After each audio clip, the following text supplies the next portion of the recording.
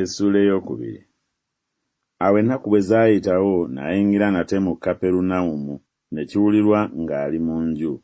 Ne bakuŋŋaana bangi n'okugyawo ne batagyawo nate newaakubadde mu mulyango, n'ababuulira ekigambo. Ne bajja abaaleeta omulwadde akoozimbye nga bamwetisse bana, naye bwe baalemwa okumusemberera olw'ekibiina, ne babikkula waggulu ku nnyumba we yali, ne bawummulawo ekituli, ne bamusiza ku kitanda akoozimbye kwe yali agalamidde. Yesu bwe yalaba okukkiriza kwabwe n'agamba akoozimbye nti, "Mwana wange, ebibi byo bikuggiddwako." Naye waaliwo abawandiisi abamu nga batudde nga balowooza mu mitima gyabwe nti, "Ono kiki ekimwogeza bw'atyo? Avvoola! Ani ayinza okuggyako ebibi wabula omu, ye Katonda?" Amangwago Yesu bwe yategeera mu mwoyo gwe nga balowooza bwe batyo mu nda yaabwe, n'abagamba nti, "Kiki ekibalowoozesa ebyo mu mitima gyammwe? Ekyangu kiruwa, okugamba akoozimbye nti ebibi byo bikuggiddwako, nanti ky'okugamba nti, golokoka, weetikke ekitanda kyo, ogende. Naye mumanye ng'Omwana w'Omuntu alina obuyinza ku nsi okuggyako ebibi."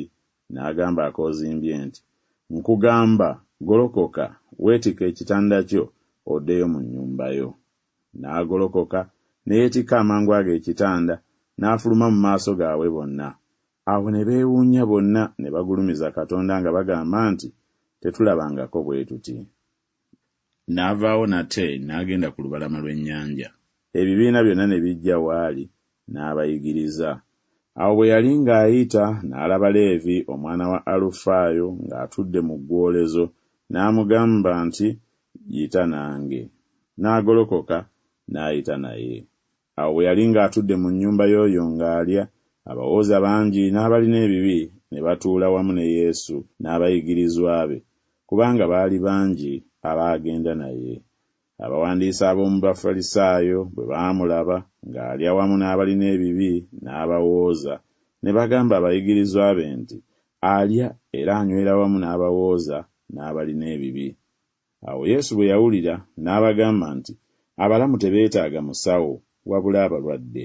Sajja kuyita batuukirivu, wabula abalina ebibi."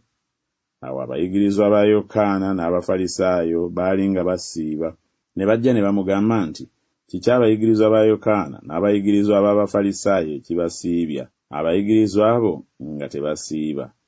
Yesu n'abagamba nti, "Abaana b'obugole bayinza batya okusiiba awasizza omugole ng'ali nabo? Mu biro byonna nga bali naye awasizza omugole tebayinza kusiiba. Naye ennaku zirituuka awasizza omugole lwali baggyibwako, ne balyoka basiiba ku lunaku olwo. Tewali muntu atunga ekiwero eky'olugoye oluggya ku kyambalo ekikadde, bwe kiba kityo kiri eky'okukizibawo kikutula kiri ekikadde ekiggya, ekituli ne kyeyongera. Era tewali muntu afuka omwenge omusu mu nsawo ez'amaliba enkadde, bwe kiba kityo omwenge gwabya ensawo ez'amaliba, omwenge ne gufaafaagana n'ensawo ez'amaliba zoonooneka. Naye omwenge omusu gufukibwa mu nsawo ez'amaliba empya."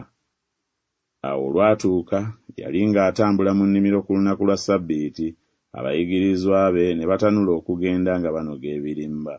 Abafalisaayo ne bamugamba nti, "Laba, kiki ekibakoze eky'omuzizo ku lunaku lwa Ssabbiiti?" N'abagamba nti, "Temusomangako Dawudi kye yakola bwe yali nga yeetaaga n'alumwa enjala ye n'abo be yali nabo? Bwe yayingira mu nnyumba ya Katonda, Abiyasaali bwe yali nga ye kabona asinga obukulu, n'alya emigaati egy'okulaga egy'omuzizo okuliibwako wabula bakabona, n'agiwa ne be yali nabo?" N'abagamba nti, "Ssabbiiti yabaawo ku lwa muntu, so omuntu si ku lwa Ssabbiiti. Bwe kityo Omwana w'Omuntu ye Mukama wa Ssabbiiti nayo."